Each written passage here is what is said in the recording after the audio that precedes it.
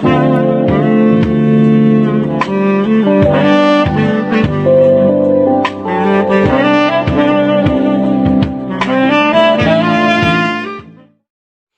friends, you are welcome to Anchor Network, where you get updates of things that you really need to know. I appreciate every one of you who has been part of this channel, who has subscribed, and as many that are still contemplating whether to subscribe or not. I will encourage you to do that because I know you are not going to regret it at the end of the day. Please click the red subscribe button and also the bell icon. The bell icon is very important because if you don't click the bell icon, you will not be notified anytime we publish any news. And also, I have a gift for everyone or as many that are interested on how to build a website. There is a website link in the description section. Once you open it, there's a video that will teach you on how to build a website from beginning to the end. Thank you very much. So let's go straight to the business of the day. Buhari's borrowing turning Nigeria into a beggar nation, says Atiku.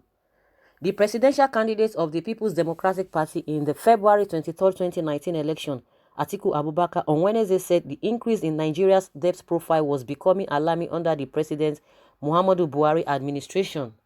He said the situation was more than a source of worry, adding that it had reached the stage where all genuine lovers of Nigeria ought to raise the alarm. In a statement by his media aide, Mr. Paul Ibe, titled "Sounding the Alarm Before Nigeria Collapses Under Unsustainable Debt," Atiku stated that on May 29, 2015, the nation's debt profile was at a very healthy 12 trillion naira. He, however, said after 4 years of alleged profligate spending and irresponsible borrowing, Nigeria's debt doubled to 24.3 trillion naira by December 2018. The former vice president said, as alarming as this is, what is more troubling is that between December 2018 and March 2019, the Buhari administration added an additional and unprecedented 560 billion naira debt to our national debt profile. What could this junta have needed that amount for? If you take those dates into account, they fell on the period of electioneering when monies were freely distributed by officials of this government in the name of trader money and other election gimmicks that were discontinued after the election. We find it inconceivable that Nigeria could have had such unprecedented borrowing in the midst of almost unimaginable sorrow, which resulted in our nation becoming the world headquarters of extreme poverty and the global capital of out-of-school children, even as we split in the Corruption Perception Index of Transparency International. Atiku said that as someone who headed the National Economic Council that paid off Nigeria's entire debt under the leadership of former President Olusegun Obasanjo, he had the moral authority to call those who were turning Nigeria into a beggar nation to halt the drift into unsustainable borrowing. He stated that Nigeria could not continue to borrow to pay salaries and support luxuries. According to him, over 50% of Nigeria's revenue is going towards debt servicing and not even debt repayments. That's it, guys. Atiku has come out to talk about the economy, the borrowing of this regime, what they have borrowed and what they have done with it. To equate it with what we have on ground is not something that one needs to laugh or one has to really laugh about. It's really funny. Just like he's saying, we are turning into, a begging country, turning us into beggar. They've borrowed a lot of money, and some people like, jokingly that even unborn children, they will come and pay out of that debt. So not to talk of we that we are there now, because there's nothing that we are gaining even as a people. To set the record straight, right from inception, most of the people that have been in the leadership position in this country, they've not really done well. Because even people will come and tell even this Atiku too that there were some things that you guys did. Because if you had laid the foundation very well, things would have, gone better the way it is now than the way it is now. One thing that they just give to their regime, they were able to pay off the debts we were owing, and that was one of the good things that people are, still talk about. But when you talk of all other things like corruption and whatever, the corruption we've been talking is still happening now. It's still really happening. It has not really, reduced to any form of whatever.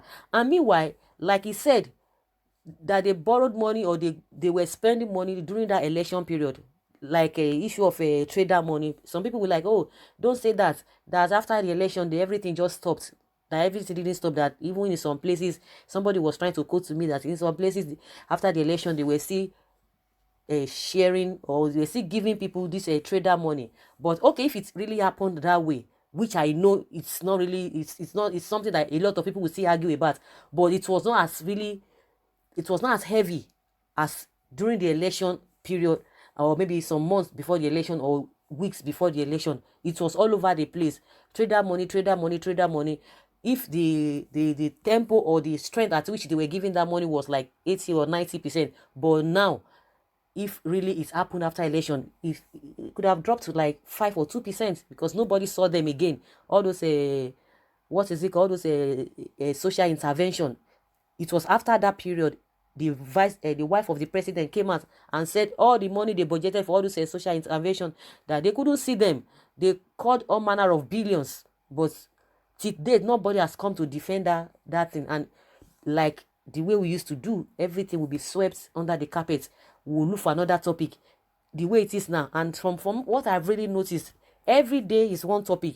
They will just give us that topic, everybody will deliberate on it, will deliberate, will shout, will do a manner of things. After 2 days, that will die down.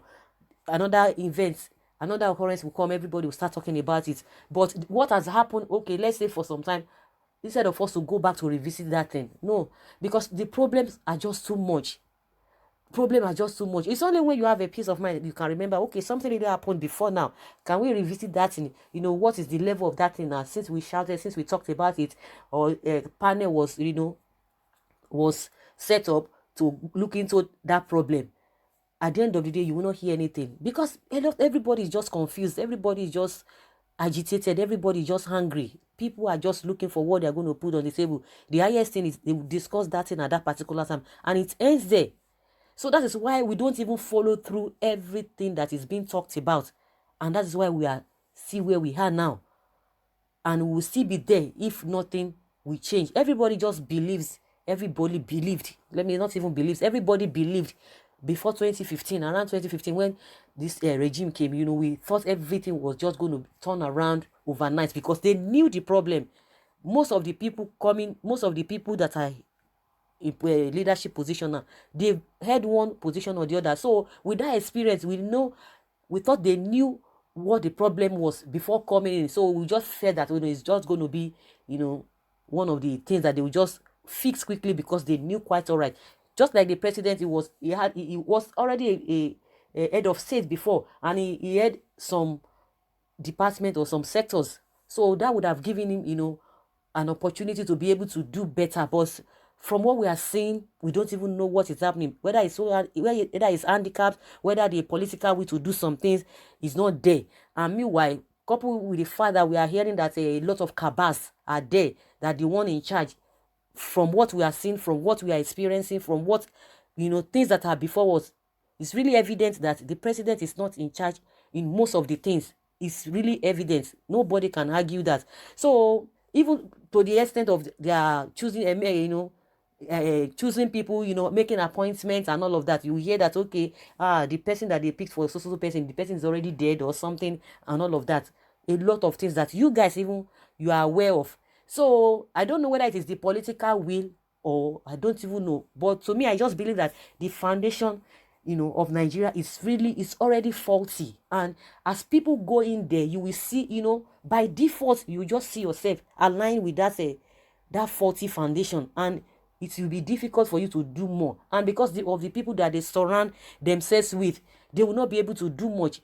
You will see them, that strength. They will be telling you, oh, when we get there, we will do this, we will do that. But at the end of the day, everything will still fall into the same thing, because everybody just believe that, okay, this man is going to be different from what people have said concerning him, that, oh, is this and that. But with what we are saying, they are of same. There is no difference.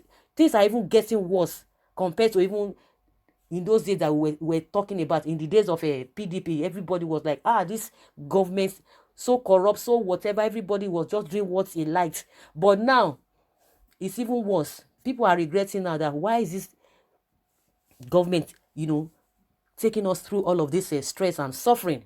Up till now, no ministerialist. Last week we heard that, oh, they've passed the name of the ministers, the list to the Senate. Up till now, we are still like, okay, it's going to be this week, it's going to be next week, it's going to be today, it's going to be tomorrow. For a government that has been on ground, it took them for 6 months. For the first regime, it took them 6 months, and with all those experiences, by now they ought to have immediately, even before election or even after election, they ought to have known who is going to be here. But now they are still having problem on who is going to bring who is going to choose who are the people bringing people, who are the people that will be talking concerning the ministerialists. It's still the same thing. Everything is still just there. So this new level, or this next level, we don't even know what it has for us. But what we are being overwhelmed with now is this ruga of a thing. And Atiku is saying that the government has really borrowed enough money, turning us into, beggars, a begging nation. So, guys, that's just my own opinion concerning what he has said. I would like you guys to put down your comments below in the comment section, and let's hear what you have for us. Thank you very much for always listening. Bye.